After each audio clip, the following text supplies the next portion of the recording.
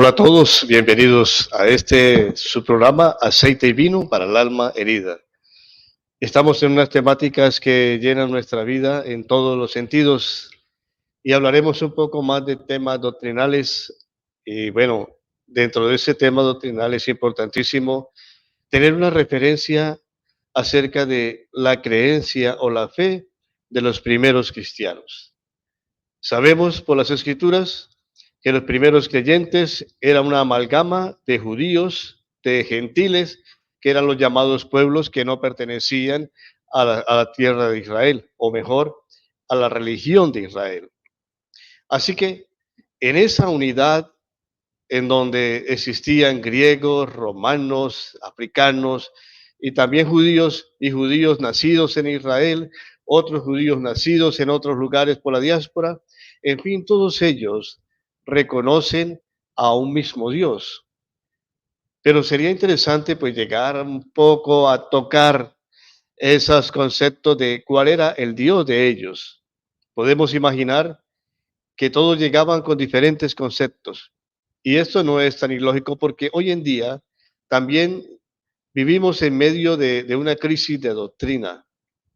Los unos dicen una cosa de Dios, los otros otra, otros simplemente dicen Dios no existe o el Dios de la Biblia no es tal. Así que recuperar un poco ese sentido del Dios de los primeros creyentes nos ayudará a sortear los diferentes puntos doctrinales que a través de los tiempos han caído y demostrados como no correctos. Bueno, quiero iniciar por un pasaje de la Escritura que está en Hebreos capítulo 1, del 1 al 4, y lo voy a leer en una versión sencilla. En el pasado, Dios habló a nuestros antepasados por medio de los profetas en muchas maneras parciales y variadas. En estos últimos días, Dios nos ha hablado de nuevo a través de su Hijo. Él creó todo el universo por medio de su Hijo, a quien nombró heredero de todo lo que existe. El Hijo muestra la brillante grandeza de Dios. Es la imagen perfecta de todo lo que Dios es y sostiene todo el universo por medio de su poderosa palabra. Después de haber hecho purificación de pecados, se sentó a la derecha del trono majestuoso de Dios en el cielo. Dios lo ha hecho tanto más importante que los ángeles, cuanto que su título es más importante que el de los ángeles. Si queremos redescubrir al Dios de la revelación, es necesario, en primer lugar, redescubrir al Dios de los primeros cristianos. Lo que nos dice el pasaje de Hebreos es que Dios se fue revelando. Primero hablaba de una forma, de otra manera, mostraba sus hechos, su grandeza, mostraba también acerca de que no había nadie más como Él. Y esto con un trato especial y específico en Israel, el Israel del Antiguo Testamento llamamos. Pero hubo un progreso en esa revelación. ¿Cómo sucedió eso?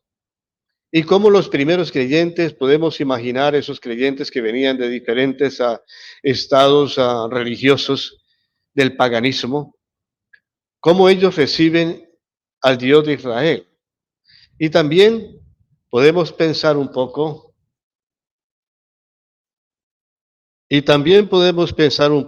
en cómo los judíos, a través de esa tradición tan férrea de su único Dios, aceptan en Jesucristo como parte de esa deidad monoteísta a la que ellos habían creído. Así que el paso del monoteísmo judío al monoteísmo cristiano se ha explicado de diferentes maneras. Por eso he hablado un poco, o pongo aquí el subtítulo de los monoteísmos. Es que toda doctrina tiene sus diferentes perspectivas. Israel no tenía ninguna excepción en esto. Será un gran reto demostrar cómo el Dios de Israel viene a ser el Dios de los primeros creyentes. Esta evolución, digámoslo, se dio en un espacio breve de 20 o 30 años. El punto de partida de este proceso es la fe de Israel en un solo Dios, que Jesús y sus discípulos compartían esa fe, y la visión particular que tuvo Jesús de ese Dios, así como la relación única que estableció con él. Luego, estimulados por la experiencia de la resurrección, los discípulos dieron un paso más al situar a Jesús junto a Dios, iniciando así una nueva revelación, bueno, que va a culminar en la confesión del diverso y único Dios. Jesús compartió plenamente la fe de su pueblo en un solo Dios. Y esa fe que Israel confesaba en sus credos, esa fe que celebraba en sus ritos, esa fe que practicaba en la vida cotidiana, constituye el punto de partida y el fundamento de la vivencia que Jesús tuvo de Dios, y es por tanto interesante configurar la imagen de Dios entre sus discípulos, como llegó a ser. Al interpretar la naturaleza y el contenido de la fe de Israel en un solo Dios, es importante tener en cuenta que dicha fe se fue formulando progresivamente a partir de las diversas intervenciones de Dios en la historia. En la experiencia del Éxodo, los israelitas descubrieron allí al gran yo soy, como un Dios que es providente, que los ha liberado de la esclavitud de Egipto, que los ha constituido como pueblo, que los ha sellado a través de un pacto, a través de travesías, que les ha dado una tierra por heredad y que les dio la ley. Así que nos interesa sobre todo aclarar en qué medida los judíos del siglo I creían en un solo Dios. La definición y las características del monoteísmo judío es una cuestión decisiva a la hora de determinar la novedad de la imagen cristiana de Dios. Si el judaísmo era una religión estrictamente monoteísta, la confesión y la adoración de Jesús como Dios, bueno, habría supuesto una ruptura radical con la visión que Israel tenía del único Dios verdadero. Sin embargo, no es del todo evidente que esto fuera así. Los estudios recientes sobre la religión judía han matizado esta visión estricta de lo que es el monoteísmo, llamando la atención sobre la existencia de otras figuras que ocupaban un lugar de preferencia junto a este único Dios. Es decir, algunos creían que Dios compartía, o mejor, que Dios regía a través de su soberanía, pero junto a él estaban los ángeles y arcángeles y ancianos, como lo muestra Apocalipsis y demás. Pero algunos judíos no compartían esa visión. Para ellos Dios era exclusivo y no participaba de ningún otro tipo de personas o figuras creadas junto a él, que era un Dios, era un monoteísmo exclusivo. Pero también se habla de un monoteísmo inclusivo. Sé que esto podría sonar un poco técnico, pero necesitamos conversarlo para poder llegar a esa base o a esa afirmación de cuál era el Dios de los primeros creyentes. Ese monoteísmo que llamaban exclusivo va a negar la existencia de cualquier otro ser divino, mientras que el otro va a admitir la existencia de otros seres divinos junto al Dios supremo. Por eso, en tiempos de Jesús, algunos no creían en ángeles, ni creían en resurrección, ni creían en vida eterna. Los otros afirmaban que estas cosas existían.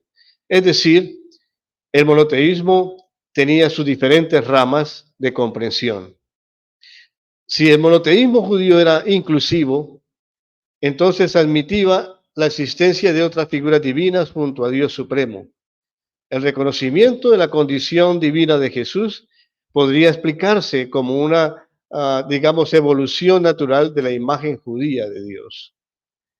Si el monoteísmo era exclusivo, ese reconocimiento va a ser importante luego para que Jesús sea exaltado como Dios mismo.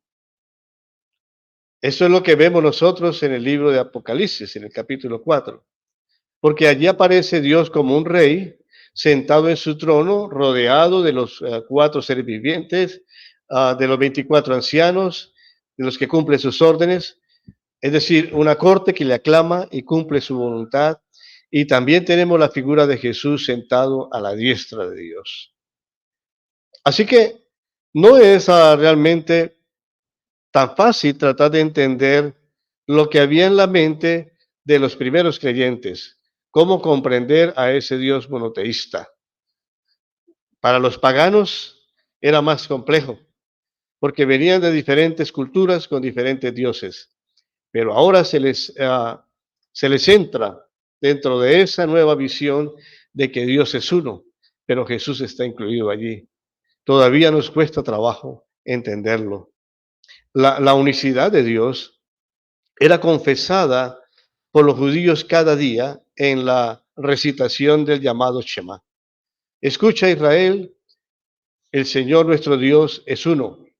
Amarás al Señor tu Dios con todo tu corazón, con toda tu alma y con todas tus fuerzas.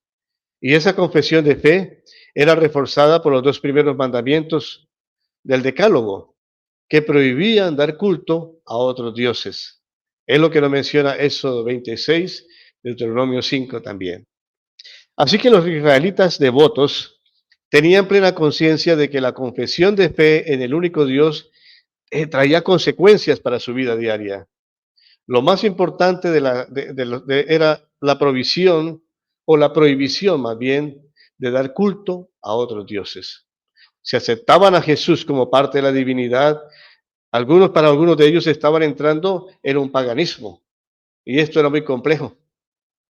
Ese Dios que los israelitas reconocían como el único Dios no era para ellos una realidad abstracta, sino un ser personal que se les había dado a conocer a través de los hechos en la historia, en la llamada Abraham, en los acontecimientos del Éxodo, a través de los profetas, a través de la reconstrucción del templo. Es decir, Dios había actuado de una manera personal en la vida de estos israelitas. Este Dios que los creyentes judíos confesaban y adoraban como el único Dios era ante todo el Dios creador. Estaban convencidos plenamente que en Él se habían creado todas las cosas. Así que podríamos resumir en esta primera parte, entendiendo que debían entrar primero todos aquellos que creían o venían a la fe de Jesús en un monoteísmo, en el único Dios verdadero, y que dentro de ese monoteísmo o Dios verdadero estaba incluido Jesucristo como parte de esa divinidad. Vaya que no era fácil, ni para los judíos, porque podrían entenderse como un paganismo, y tampoco para los gentiles, porque ellos debían ahora desalojar de sus mentes toda la convicción de los diferentes dioses para creer en uno solo. El tema da para más, por eso les invito a un próximo episodio de Aceite y Vino para el Alma Herida. Les habla Ricardo Martínez de la ciudad de Bucaramanga. Aprecio mucho que compartan este tema y bueno, nos encontraremos en el nuevo episodio para hablar del Dios de Jesús.